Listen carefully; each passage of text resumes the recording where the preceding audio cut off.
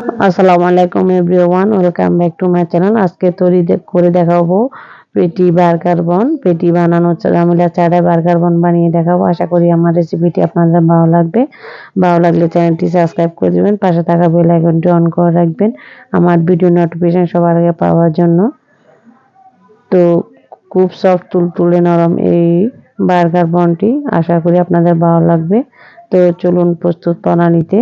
তো এর জন্য আমরা ডোটা তৈরি করে নেব। ডোটা তৈরি করার জন্য লাগবে আমাদের ময়দা। আমি 2 কাপ ময়দা নিয়েছি, আপনারা প্রয়োজন মতো বাড়িয়ে কমিয়ে নিতে পারবেন।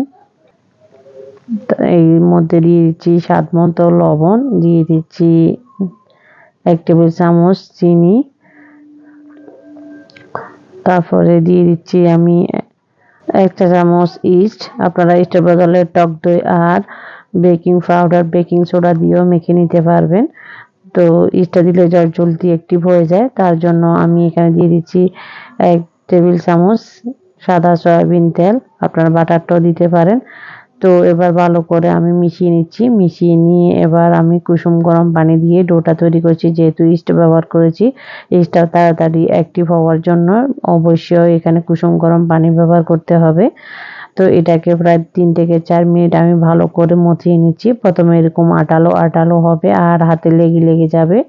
পরে আমি আরও 1 টেবিল চামচ তেল দিয়ে দিয়েছি। দিয়ে এটাকে ভালো করে স্মুথ করে মথে নিয়েছি। মথে প্লেন করে সামান্য একটু তেল দিয়ে উপরটাতে যাতে ড্রাই না হয়ে যায়। এরপর ঢেকে দিয়ে দেখবো 2 ঘন্টার জন্য, বা গরম জায়গায় রেখে দিলে 1 ঘন্টা 45 মিনিটে এটা সেট হয়ে যাবে। তো এদিক দিয়ে আমি গরুর মাংস নিয়েছি 2 পিস, একটু পাতলা সাইজের। এটা ছোট ছোট করে নিয়ে আমি কিমা তৈরি করে নেব। তো আপনারা চাইলে এখানে চিকেনও নিতে পারবেন, একেবারে বিফ নিতে হবে যে এমন কোনো কথা নেই, যে যেরকম পারেন। তো আমি এটা ব্লেন্ড করে কিমা করে নিয়েছি, আপনারা ছুরি দিয়েও করতে পারবেন।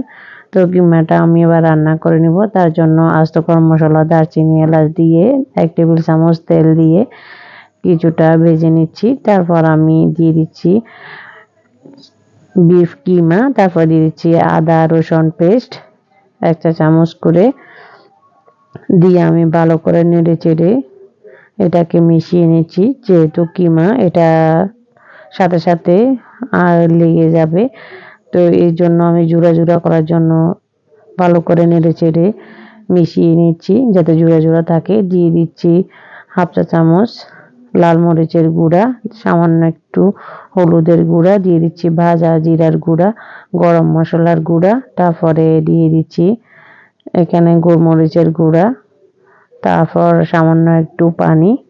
তো দিয়ে ভালো করে আমি কষিয়ে নিচ্ছি। কষিয়ে নিয়ে এবার এতে দিয়ে দিচ্ছি সয়া সস। তারপর এবার আমি প্রায় 20 মিনিটের মতো রান্না করে নিয়েছি। তেলটা বেশি আসছে। আর এবার দিয়ে দিচ্ছি এখানে 1/3 কাপের মতো পেঁয়াজ কুচি আছে। তারপর দিয়ে দিচ্ছি গাজর কুচি, দিয়ে দিচ্ছি কাঁচামরিচ কুচি। এটা সবজির কাজ করবে। তো এটাকে আমি ভালো করে মিশিয়ে নিচ্ছি। মিশিয়ে নিয়ে আর প্রায় 2 মিনিটের মতো রান্না করে এবার রান্না করে নেব। তো এটা রান্না হতে থাক। এই সাইডে আমি 1 টেবিল চামচ পানি দিয়ে 1 চা চামচ কর্নফ্লাওয়ার দিয়েছি মিশ্রণটা আঠালো করার জন্য। তো এটাকে গলে আমি এবার দিয়ে দিচ্ছি আগের যে পুরটা রান্না করতেছি ওইটার উপর। আর এখানে যে গরম মশলাটা দিয়েছিলাম আমি, এলাচ আর দারচিনি, ওগুলা তুলে দিচ্ছি, ফেলে দিচ্ছি। তো এবার কর্নফ্লাওয়ারের গোলাটা দিয়ে দিচ্ছি আর সাথে দিয়ে দিচ্ছি 1/2 চা চামচ চিনি, এটা স্বাদ ব্যালেন্স করে। তারপর সামান্য একটু গরম মশলা দিয়ে আমি এবার ভালো করে এটাকে উল্টিয়ে পাল্টিয়ে একটু আটালো মিশ্রণ করে নিচ্ছি। আর অতিরিক্ত যে তেলটা বেরোচ্ছে এটা এক সাইড হওয়ার জন্য আমি ফুডটা এক সাইডে রেখে নিয়ে ঠান্ডা করে নিচ্ছি। তেলটা বেরিয়ে আসবে, ফুডটাও ঠান্ডা হবে। আর এদিকে আমার ডোটা দেখুন ফুলে দ্বিগুণ হয়েছে, অনেকটা বাবলস উঠেছে, ভিতর ফ্লাফি হয়েছে। ভিতরের বাতাসটা ডুরিয়ে আমি আরও কিছুক্ষণ এটাকে মথে নিব। মথে মসৃণ একটা ডো তৈরি করে নেব। তো এটাকে এভাবে করে স্প্রেড করে আপনারা যদি মথে নেন তাহলে প্লেন একটা হয়ে যাবে।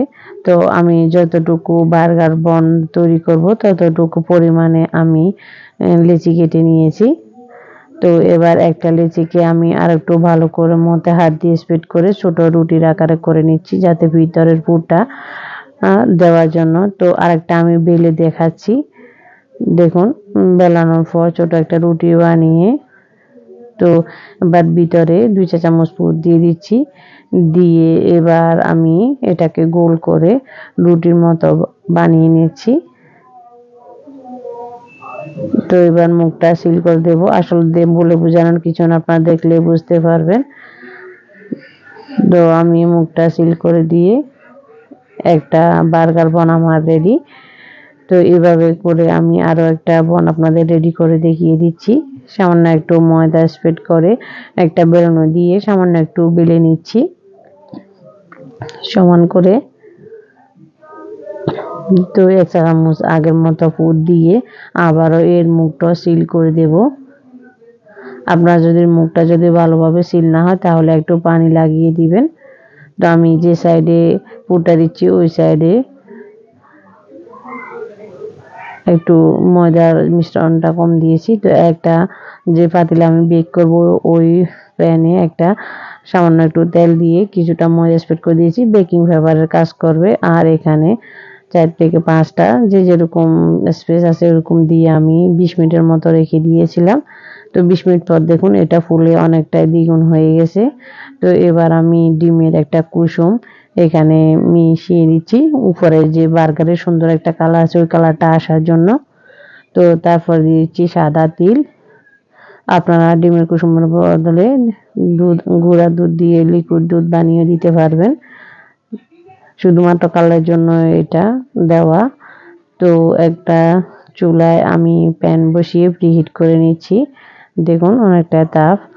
তো এবার স্ট্যান্ড বসিয়ে এই প্লেটটা আমি ভিতরে দিয়ে ঢাকাটা দিয়ে দিচ্ছি। তো আমার ঢাকাটা ফিনিশিং হয় না, বাতাসটা বেরিয়ে যাচ্ছে, তার জন্য আমি আরেকটা ঢাকা দিয়ে দিচ্ছি।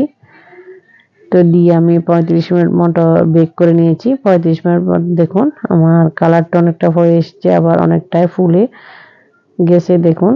এবার নামিয়ে আমি একটু বাটার লাগিয়ে দিচ্ছি যাতে এটা সফট থাকে আর ফ্লেভারফুল হয়। তো কিছুটা ঠান্ডা হওয়ার পর আমি এবার একটা ছুরি দিয়ে এটাকে উঠিয়ে নিচ্ছি। দেখুন এর নিচটা কেমন হয়েছে, একদম লেগে যায়নি। দেখুন বাটার পেপারে কাজ করেছে। উপরটা একটু শক্ত টাইপের হয়েছে আর ভিতরটা সফট তুলতুলে নরম, খেতেও অসাধারণ হয়েছে। বাসায় একবার হলেও ট্রাই করবেন, আশা করি আপনাদের ভালো লাগবে। আজ এ পর্যন্ত, ভালো থাকুন, সুস্থ থাকুন, আল্লাহ।